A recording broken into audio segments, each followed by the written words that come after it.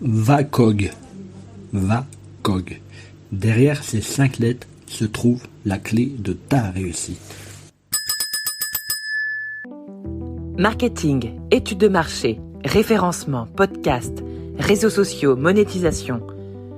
Le monde de l'entreprise n'est pas un long fleuve tranquille.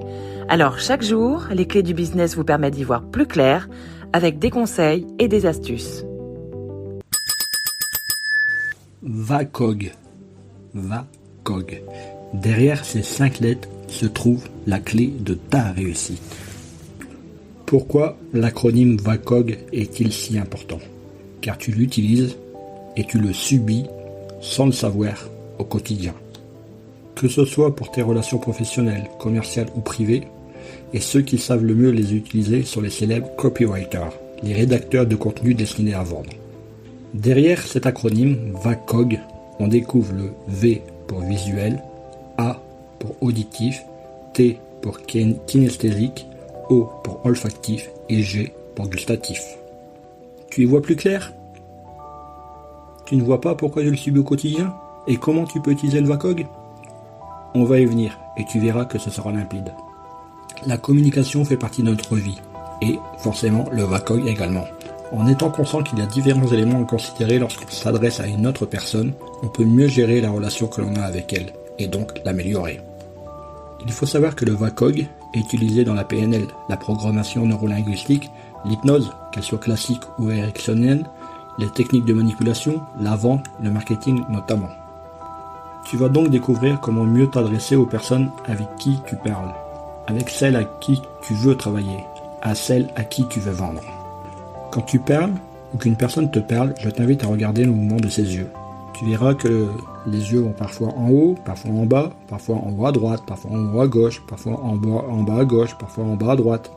Cela peut paraître totalement subjectif, sauf que ces mouvements obéissent en fait au VACOG. Et cela est incontrôlable. Je t'invite à aller faire un tour sur le blog Euclide et de taper VACOG. Tu auras accès au dessin qui montre justement le mouvement de ses yeux. Bien entendu, ces mouvements dépendent d'une personne, si la personne est gauchère, droitière, mais en fonction des discussions que tu vas avoir avec cette personne, tu vas pouvoir te rendre compte que les yeux vont dans une certaine position selon ce qu'elle dit, selon ce qu'elle entend. En fait, à chaque moment de ta vie, tu subis le VACOG. Devant ton ordinateur, ta tablette ou ton smartphone, tu entends le souffle de l'ordinateur, tu entends ton souffle, tu entends de la musique qui t'accompagne, tu vois les enfants qui jouent dehors, tu sens le dossier de ta chaise que tu as réglé pour coller parfaitement à ton dos. Tu sens l'odeur du gâteau qui est en train de cuire dans le four. Tu ressens également l'odeur et le goût du café qui est dans ton mug. Dans les quelques phrases que je viens de te donner précédemment, tu retrouves par ordre d'apparition l'auditif. Tu entends. Le visuel. Tu vois. Le kinesthésique. Tu sens le dossier de la chaise. L'olfactif. Tu sens l'odeur du gâteau. Et le gustatif. Le goût du café dans le mug. Pourtant, c'est une scène quelconque de la vie de chacun de nous. Petite expérience à faire avec des enfants. Tu leur racontes la même histoire au même moment. Puis ensuite, tu leur demandes de résumer ce que tu as raconté. Tu vas te rendre compte que chaque enfant s'attarde sur des éléments différents. En effet, selon qu'il soit plus visuel qu'auditif, son intention ne sera pas attirée par la même chose. Et donc, lorsque tu vas devoir t'adresser à ces enfants, il va falloir utiliser les bons mots pour capter leur intention. Ainsi, il est possible de s'adresser de différentes manières à la même personne pour dire la même chose. Tu peux dire « je sens bien que tu es heureux », mais tu peux aussi dire « je vois bien que tu es heureux » ou « j'entends bien que tu es heureux ». Sens, voix, entend. 3 mots différents selon qu'on le parle au goût, au visuel ou à l'auditif. Exercice pratique maintenant. Prends un texte que tu as écrit d'environ 500 mots pour qu'il y ait matière à travailler. Lis-le et regarde si tu utilises tous les éléments du VACOG. Prends un peu de temps pour le rendre plus attrayant, pour avoir des argumentaires qui reprennent le VACOG. Modifie les tournures de phrases pour que cela soit plus écoutable. Affine tes phrases. Donne du goût à ton histoire. C'est compliqué?